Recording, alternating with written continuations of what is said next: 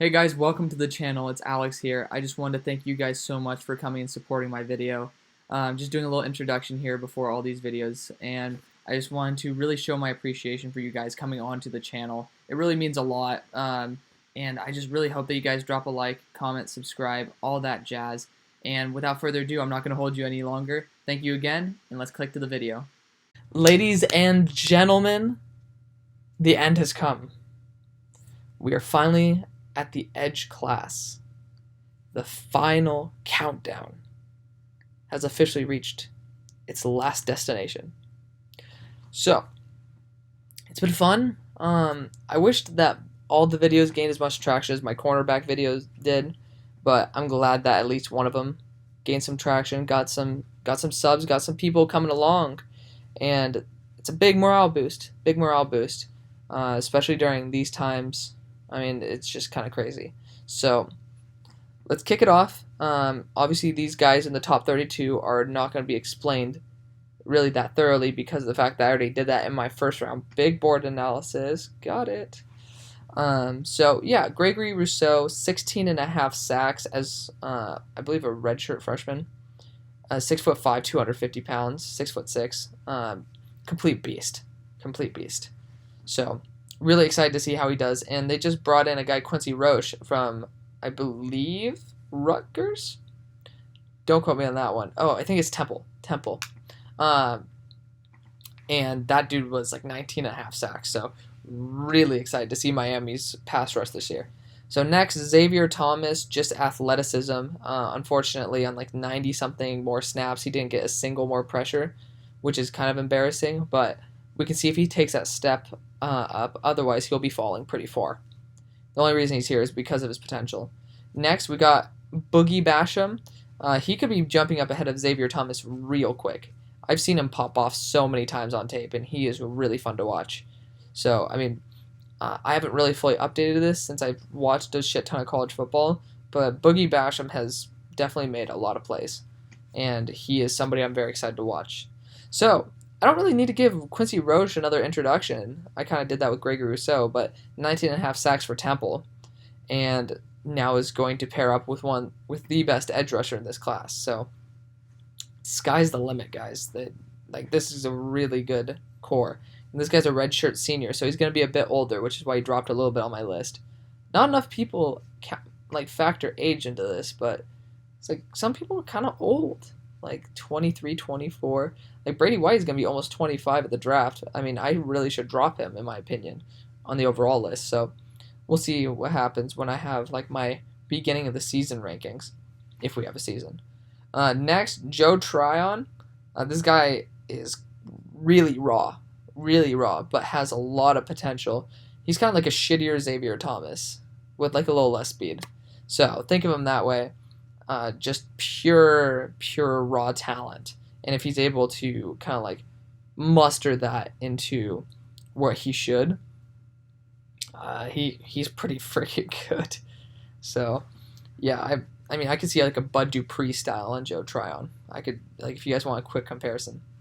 Next, Aiden Hutchinson. I just had to give the guy some respect because I dropped him pretty far. And I know Aiden Hutchinson, he's popped off on tape multiple times, but I'm just not too excited for him as a projection to the NFL. I mean, obviously my opinion can change. Next, Big Cat Bryant. This guy, he's up and down for me because he made some big plays last year. And he definitely was a part of that, like a good force on that defense, but it was so saturated with great talent, Marlon Davidson and Derek Brown, that, there's, like, it's kind of easy to look good when everybody's focusing on those two guys, So this position is very, very, very easy to change. It's definitely not solid here. But Big Cat Bryant made some plays, really good talent. Next, Tyreek Smith. I mean, he's just never excited me at Ohio State. He's been the shittier edge, obviously, to Chase Young, which almost any edge in college football history would be. But he really, there's a big gap between him and Chase Young, and it's so noticeable. And that's what, makes him look so much worse. And I'm an Ohio State fan, and I think Tyreek Smith, hopefully he can jump up this list if he kicks ass this year. And I'd be super happy if he did. But for the time being, he hasn't shown that extreme upside. Next, Hamilcar Rashed. This guy was like number 88 on TDN's board. I had to give him some respect. I like Oregon State. One of the kids who was actually like super chill in my high school class is a tackle at Oregon State. So it's just kind of cool to like. It's kind of interesting to see where your friends go, or like your colleague go, and like say, oh, so it's just nice to see one of his teammates. So next, Shaka Toney. Honestly, I don't know enough about Shaka Toney. I don't know anything really about him. So either that means he's not good, which is what I see here, or he's just completely behind the scenes, and I'm going to see how good he is. So that's the fun thing about this, is that it's so subject to change. Even if you guys want to call me idiots right now, or call me an idiot right now, it's obviously the more I watch, the more I learn, the more accurate my opinions, or the more solidified my opinions would be. So next, Dalen Hayes really hasn't popped up at all on tape. But Notre Dame just they have a good coaching system. I think that they can give the guy a good floor, but his ceiling might be capped. I don't know. I don't know enough about Dalen Hayes. Next, KJ Henry. Literally the only reason he's here is because of the reputation of Clemson. So KJ Henry really is just like a replacement level guy, but and that's what you take a shot on. You get your guys with good coaching at this point. And like they're just high floor dudes who can just stick in when somebody gets injured. So next, TD Moultrie. I have no idea who the hell this is. Like, never heard of this guy in my entire life, which means he's either crap or he's new, and I gotta see what's up. So obviously, if he's new and I gotta see what's up, I'm not gonna put him too high. So next, Jaquan Bailey, not Jaquan Bentley. Jaquan Bailey out of Iowa State. I've actually watched some Iowa State, and he's not bad. But there's nothing like NFL projection wise that excites me. So it's okay. I mean, there's nothing to like get riled up about, but I mean, it's an edge out of Iowa State, who doesn't do that horrible of a job. Jalen Phillips is here out of Miami. I love Miami, so I'm going to be a little bit biased towards them, apart from Gregory Rousseau, who actually dropped. But that's just because I want to see a little bit more. But Jalen Phillips, good coaching system at Miami. All these guys are former 5-stars, so they have the upside. That's the bottom line. So next, Jamar Watson out of Kentucky. He was just ranked higher. I had to give him some respect. Jason Oweh. I mean, Penn State, just like they pump out dudes who are just super solid all the time.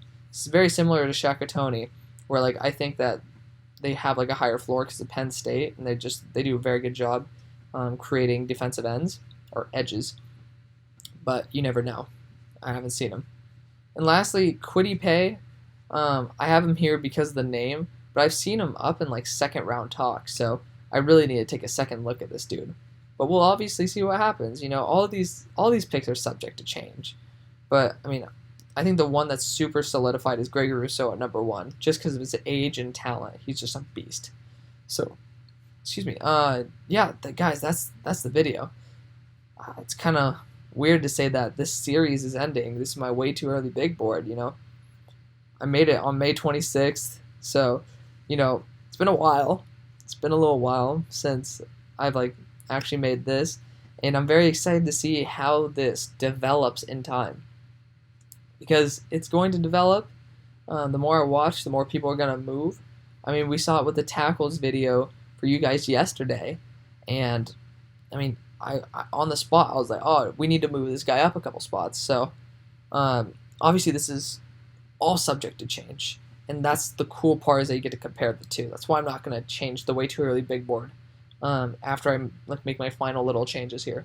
So I don't think I'm going to be doing a video about my changes, just because it's like, you know, by that time, like we could just kick to a different mock, like not a different big board. But if I run out of video ideas for the time, I'll show you guys what's new, the big changes. So that's the video, guys. Let me know what you guys thought of the series. Obviously, this is my big board, not yours. So let me know if you guys have any different changes you would have done. Thank you again so much for watching. On the road to 35, 40 subscribers, I thank you guys so much for getting to where we are right now. It's honestly amazing. And yeah, I'm not going to hold you here any longer. Thank you again. Let's keep going. There's a lot of stuff going wrong with the world right now, but let's just at least have a little bit of some zen time just looking at some football stuff. So thank you again. I'll see you on the far side. Peace.